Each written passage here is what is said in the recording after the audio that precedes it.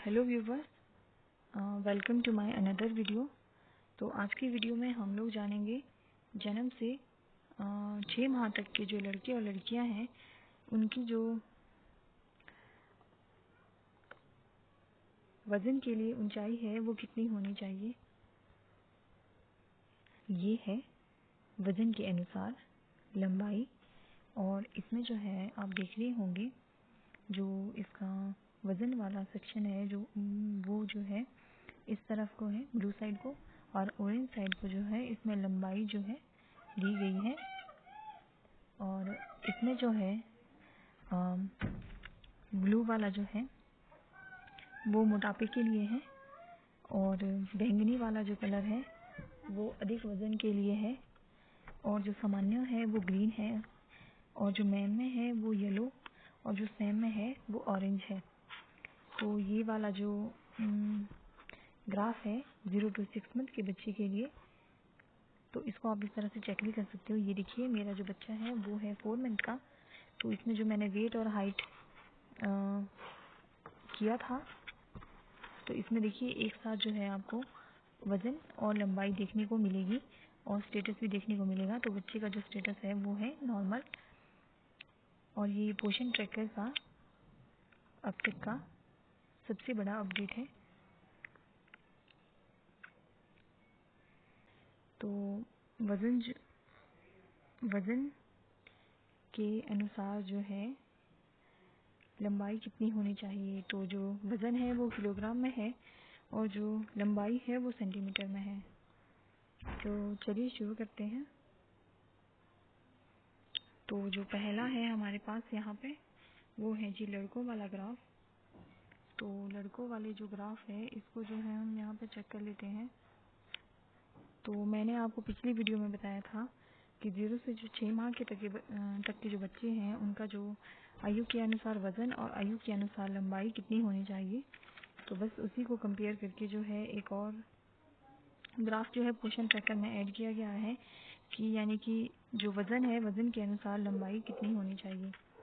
ठीक है, तो यहाँ पे जो जो लंबाई है वो सेंटीमीटर में है, और जो वज़न है उसको जो है यहाँ पे 3 श्रेणियों में बांटा गया है, सामान्य, अल्प दुबलापन और गंभीर श्रेणी में। तो पहले बात करते हैं जिस लड़के की लंबाई जो है 45 सेंटीमीटर है, तो उसका वज़न होना चाहिए 2 किलोग्राम से अधिक। वो बच्चा सामान्य माना जाएगा। और यदि बच्चे का वज़न 1 किलो 900 ग्राम से लेके 2 किलो से कम है तो उसको अल्प दुबलापन में माना जाएगा।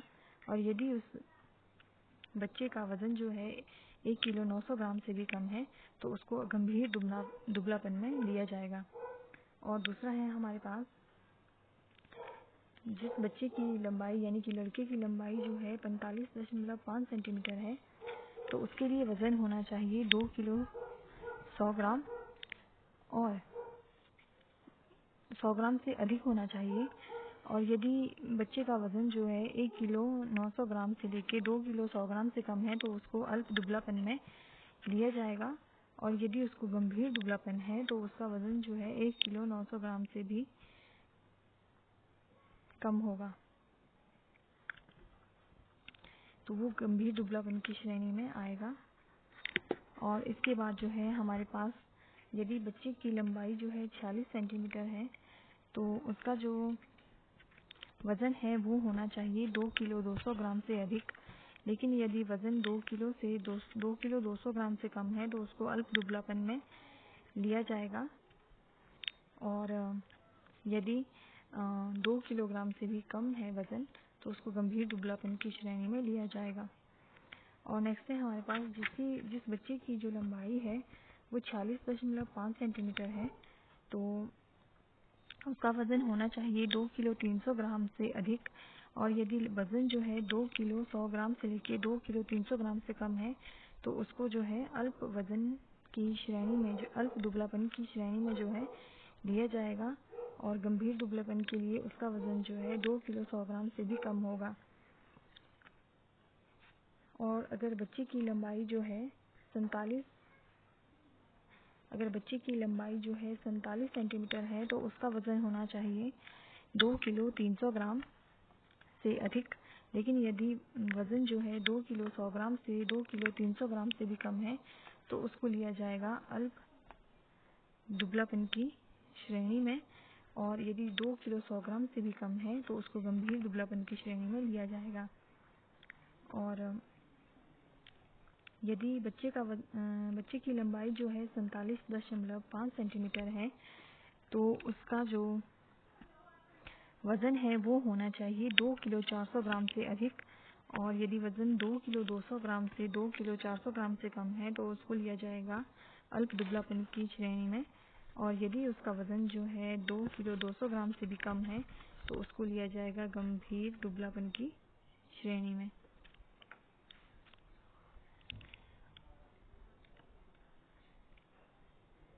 तो ये हुआ लड़कों का वज़न। तो अब बारी है लड़कियों की। तो जी, लड़के और लड़कियों में वृद्धि जो है एक समान नहीं होती है, तो इसलिए जो है लड़कियों के वज़न में और लड़कों के वज़न में जो है भिन्नता है। और तो यहाँ पे जो है जो सामान्य लड़की है,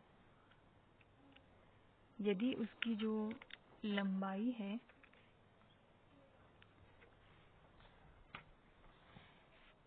सामान्य लड़की की लंबाई अगर 45 सेंटीमीटर है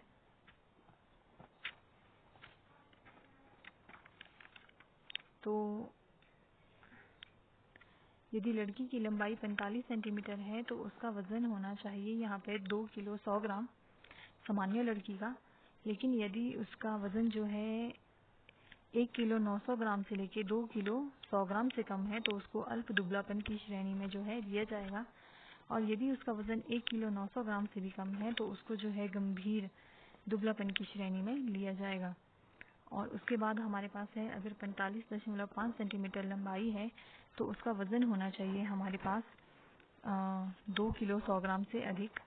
और यदि नहीं है, 2 किलो से 2 किलो 100 ग्राम से कम है तो अल्प दुबलापन, और यदि 2 किलोग्राम से भी कम है तो गंभीर दुबलापन।